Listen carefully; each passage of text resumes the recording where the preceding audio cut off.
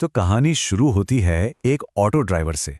देर रात का वक्त है और वो एक ऐसी जगह फंस चुका है जहां जहां से कोई वापस नहीं आता। और ये कोई मामूली कहानी नहीं है, ये एक ऐसे सच का सामना है जो रोंगटे खड़े कर देता है। तो सवाल ये उठता है कि आखिर ये हुआ कैसे। इस गुत्थी को सुलझाने के लिए हमें कहानी की शुरुआत से नहीं बल्कि इसके बेहद खौफनाक अंजाम से शुरू करना होगा। 10 ये सिर्फ एक नंबर नहीं है। सोचिए, एक बाथटब में 10 लाशें हैं। और जानते हैं सबसे डरावनी बात क्या थी? उन सबने उसी की तरह ऑटो ड्राइवर की वर्दी पहनी हुई थी। बस ये एक नज़ारा ही किसी के भी होश उड़ाने के लिए काफी था। तो अब वो एक बाथरूम में बंद है, दरवाजा बाहर से लॉक है, चारों तरफ लाशें और कोई रास्ता नहीं है बाहर निकलने का। सिर्फ मौत की एक अजीब सी खामोशी है जो चीख रही है। लेकिन ये सब हुआ कैसे? उसकी एक खौफनाक हालत समझने के लिए हमें कुछ घंटे पीछे जाना होगा। मतलब उस वक्त जब उसे लगा था कि आज तो उसकी किस्मत चमक गई है।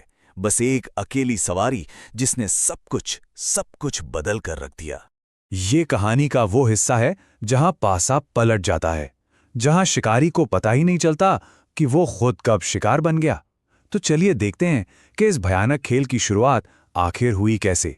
वो अपनी सवारी को शीशे से घूरते हुए ये गाना गुनगुना रहा है। मतलब यहीं से उसके खतरनाक इरादे साफ हो जाते हैं। उसकी आंखों में एक अजीब सी वासना थी, एक चमक थी जो बता रही थी कि कुछ गलत होने वाला है। और फिर उसे एक मौका मिल जाता है। वो चुपके से एक फोन कॉल सुन लेता है और उसे पता चलता है कि उसकी सवारी घर पर बिल्कुल अकेली होगी। बस यहीं से उसकी शैतानी योजना को पंख लग जाते हैं। तो प्लान बिल्कुल सीधा था। पहले उसे अकेला करो, फिर फोन भूलने का बहाना बनाकर घर में घुसो और फिर हमला करके सब कुछ लूट लो। उसे लग रहा था कि वो बहुत चालाक है, वो शिकारी है, लेकिन उसे जरा भी अंदाजा नहीं था कि वो खुद एक बहुत सोचे समझे जाल की तरफ बढ़ रहा है। अब वापस आते हैं बाथरूम में। वो फंसा हुआ है, डरा हुआ है, और तभी उसकी नज़र एक लाश पर पड़ी। एक डायरी पर जाती है और लाशों के बीच मिली वो डायरी एक ऐसी हकीकत सामने लाने वाली थी जो मौत से भी ज्यादा डरावनी है।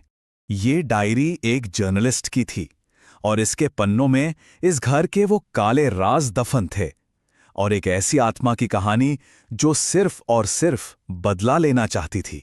जैसे जैसे वो डायरी के पन्ने पलटता है, एक नाम सामने आता है, श्यामला देशमुख, इस बंगले की मालकिन, जिनकी 5 महीने पहले हत्या कर दी गई थी।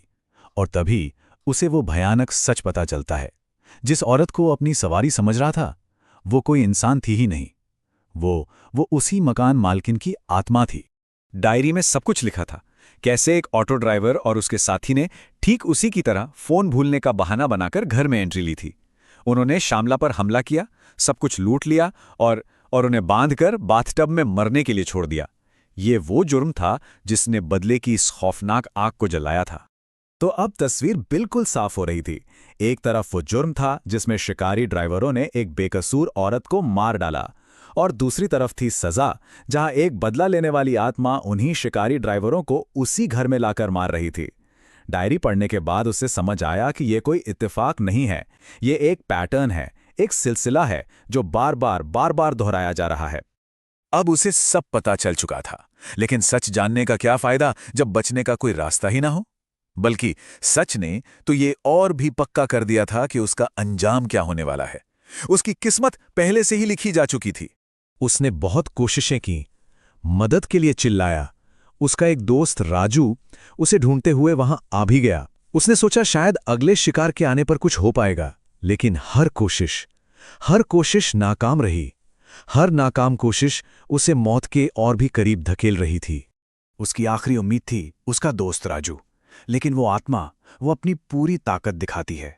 राजू उस पर चाकू से वार करता है, लेकिन उसे कुछ नहीं होता। और फिर वो आत्मा उसकी आंखों के सामने ही उसके इकलौते सहारे राजू को बेरहमी से मार देती है।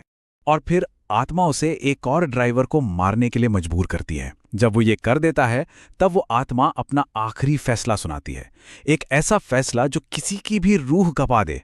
वो कहती है, जो भी इस घर में आता है वो यहां से कभी नहीं जाता, ना जिंदा ना मुर्दा।